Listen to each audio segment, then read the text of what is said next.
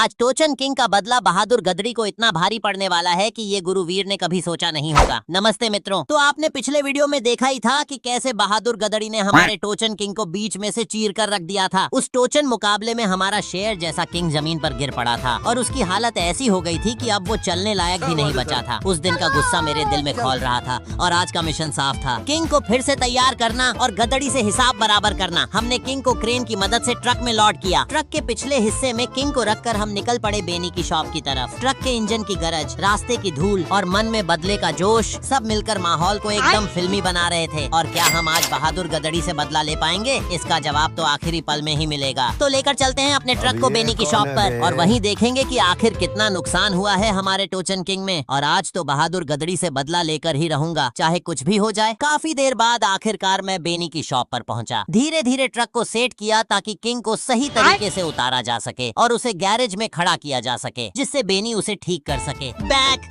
Back, अरे रुक भी जा भाई, ट्रैक्टर को उतारना है, ट्रक नहीं। मैं हंसते हुए चिल्लाया, लेकिन अंदर से पूरा टेंशन में था। अब गेट खोलो पीछे का। चलो ट्रैक्टर को ट्रक से बाहर निकालते हैं। लेकिन दिक्कत ये थी कि किंग अब खुद से चलने लायक नहीं था। मजबूरी में उसे खींचकर निकालना पड़ेगा। जिस तरह से क्रेन की मदद से उसे ट्रक पर चढ़ाया था, उसी तरह अब बेनी का ट्रैक्टर लगाना पड़ा पीछे ताकि खींचकर नीचे उतारा जा सके। मैंने टोचन कनेक्ट कर लिया और धीरे धीरे किंग को खींचना शुरू किया। जैसे जैसे चेन तनी और पहिए जमीन पर खींचते हुए आवाज कर रहे थे, मुझे लग रहा था कि शायद गियर बॉक्स पूरी तरह से टूट चुका है और इसी वजह से टायर घूम भी नहीं रहे हैं। मैंने सोचा क्यों न ट्रक को आगे बढ़ाया जाए जिससे किंग खुद ही नीचे उतर जाए। और हाँ, यही हुआ। ट्रक आगे बढ़ा और किंग नीचे उतर आया। अब लेकर चलते हैं उसे गैरेज के अंदर। सावधानी से किंग को अंदर खड़ा किया और आखिरकार परफेक्टली पार्क कर दिया। लेकिन ये बेनी भी ना कभी टाइम पर शॉप पर होता ही नहीं।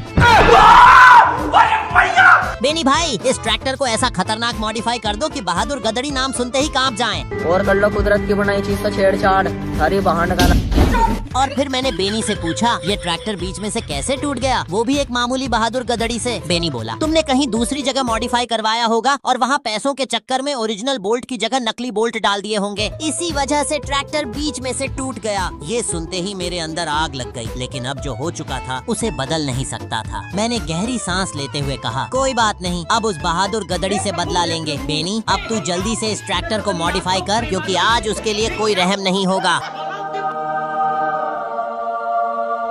काफी मेहनत और वक्त के बाद आखिरकार हमारा टोचन किंग फिर से तैयार हो चुका था और ये अब पहले से भी ज्यादा शेर जैसा दिख रहा था। फ्रंट बम्पर पर बड़े बड़े अक्षरों में ओपन लायन लिखा था, जैसे किसी योद्धा की ढाल पर उसका नाम लिखा हो। मैंने उसे चारों ओर से देखा, उसकी आवाज सुनी, हर धड़कन में ताकत महसूस हो रही थी। अब मैंने फोन किया बहादुर गदड़ी के मालिक को, आजा, दम हो तो बेनी के गैराज के पीछे आजा। उधर से आवाज आई, गुरुवीर आ रहा है। और ये सुनते ही मेरा खून और तेज बहने लगा। हम भी निकल पड़े अपने टोचन किंग को लेकर और जैसे ही मैं वहाँ पहुँचा, सामने से बहादुर गदड़ी आती दिखाई दी। ले फिर आ गए। दिल की धड़कन तेज, भीड़ में शोर और दिमाग में बस एक ही सवाल, क्या आज हम जीत पाएंगे? तुम सब कमेंट में बताना। ट्रैक्टर को सेट किया, टोचन कनेक्ट किया और मुकाबला शुरू। टोचन किंग ने बहादुर गदड़ी को खींचना शुरू किया। गाइस, जल्दी से लाइक करो जिससे निशु भाई का ट्रैक्टर जीत जाए। और तभी, अरे ये क्या, हमारा ट्रैक्टर पीछे जा रहा है। तुमने लाइक नहीं किया इसीलिए तो। और जैसे ही लोगों ने लाइक ठोका, किंग गरजा और गदड़ी को घसीटने लगा। अब बहादुर गदड़ी का मुंह दिखाने लायक नहीं रहेगा। चारों तरफ लोग चिल्ला रहे थे। कोई कह रहा था टोचन किंग जीतेगा, तो कोई चेतावनी दे रहा था, बहादुर गदड़ी को हल्के में मत लेना।